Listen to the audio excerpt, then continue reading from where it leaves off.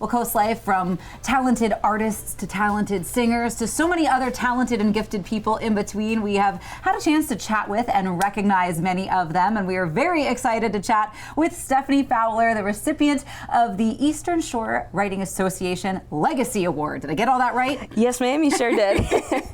Yes. Well, let's start with what it is. What is that award? Sure. So the Eastern Shore Writers Association is an association built for writers. I was very honored and very humbled that they chose me to be this year's Legacy Award winner. And I think the award is supposed to be for a person in the literary community who, you know, tries to do what they can for other writers in the community, and I feel very fortunate that's what I get to do every day. Yes, which, you know, not only are you a writer yourself, but from what I understand, you help other writers get published. Yes, you own a publishing business. So yes, tell us about ma'am. that too. Yes, so, you know, I feel extraordinarily fortunate to be able to do the work that I do. You know, growing up being a writer and a reader and being a book nerd, and then, you know, to be able to transition that into my wife and I own Saltwater Media. It's an independent publishing company in Berlin, Maryland. We get to work with writers from all over Delmarva and, like I said, and off, and help them kind of bring their projects to life. You know, not everybody's going to be able to be picked up traditionally, you know, in the publishing world, but we're here to help them say, hey, look, if you've got a story that is worthwhile to you and you're invested in it, you've worked hard on it, and you want to see it brought to life, we can do that at our publishing company. So it's great. So let me ask how you transitioned, though, from being a reader, writer, book nerd, as you say, self-proclaimed, to the publishing side. What was that process like, and how did you learn to do that? Sure. So I went to Washington College in Chestertown, Maryland, and the reason I went there was they have the Sophie Kerr Prize, which is the largest undergraduate literary award in the country. And I was, again, very fortunate that in 2001 I won that award for a series of short stories that I won about the Eastern Shore. After I graduated, I shopped that book around. I mean, I knew it had value, it had won this award, but I had trouble kind of finding an agent or a traditional publishing company to pick it up.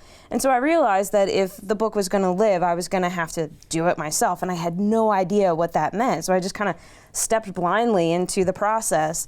And I made a lot of mistakes, I'll be totally honest. Made a lot of mistakes. Yes, it was quite a learning curve, but I did learn. And what I realized is it's not rocket science, it's not brain surgery. It's just a lot of steps that have to happen in a particular order, and you've got to have some know-how. And I picked all that up. And then the company that I had been working for at the time was going through some transitions, and I decided, you know, I think I want to do something different with my life. And so I decided, with the prize money behind me and having learned what I did with my first book, I said, you know, I think I'm going to create a company that helps other people do what I did, only avoid the mistakes I made. Right. You know, and you've already learned some things, you know? Passing that on. Absolutely. That's what I like to. That's how I like to approach it. And so, you know, when I was going through the process, I wish there had been somebody to kind of take me by the hand and kind of walk me through it. And so now I tried to be that for other authors all over Delmarva. And so, yeah, it's just a really, you know, I'm living the dream. Yes, and your passion for living the dream is really coming through just chatting with you. Thank you. You mentioned that you were honored and humbled to receive the Legacy Award. I'm sure your readers saw it coming, and those who have benefited from your work saw it coming.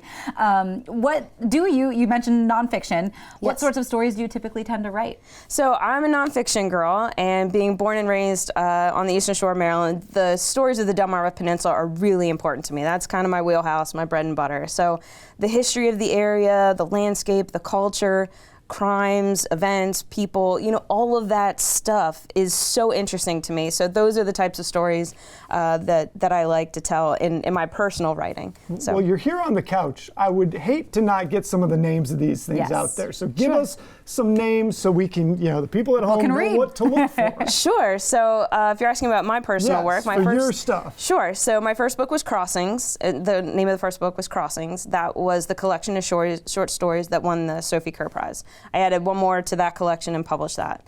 My second book is called Chasing Alice, and unfortunately it is the true story of the murder of my high school English teacher.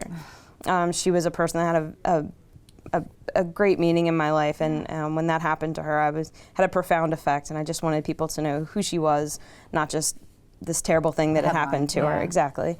And my new book, which will be out in a few months, is called Into the Night, and it is about a double homicide that happens in Salisbury, Maryland in 1968. Ooh. Yes. Juicy. Yeah. So for the crime people out there, Yes. there is a huge niche for that, and I know that they eat that stuff up. So this Yes. sounds very exciting. Yes, and I hope that my approach to true crime, and I don't know that I'll be a true crime writer forever. It's sort of the particular stories that have kind of caught my attention right now. Yeah.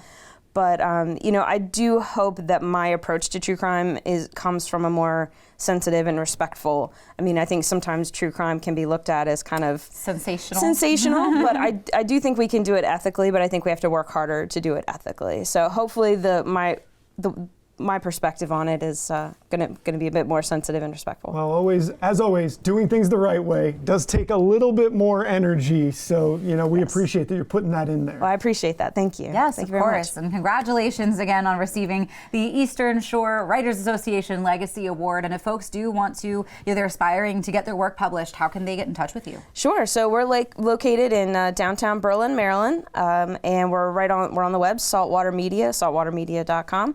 Just look us up, give us a call, and come see us. Absolutely. It sounds great. Thank you. Stephanie Fowler, thank you so much for coming in and joining us on CoastLife today. And I know a lot of aspiring writers are probably really excited to hear this interview. Well, thank you very much. I appreciate being here. Of course. But we do have a little bit more CoastLife to get to. Charlie's got to go get ready for Coast TV News at 5, so we'll let him do that. But we have a little more fun coming your way.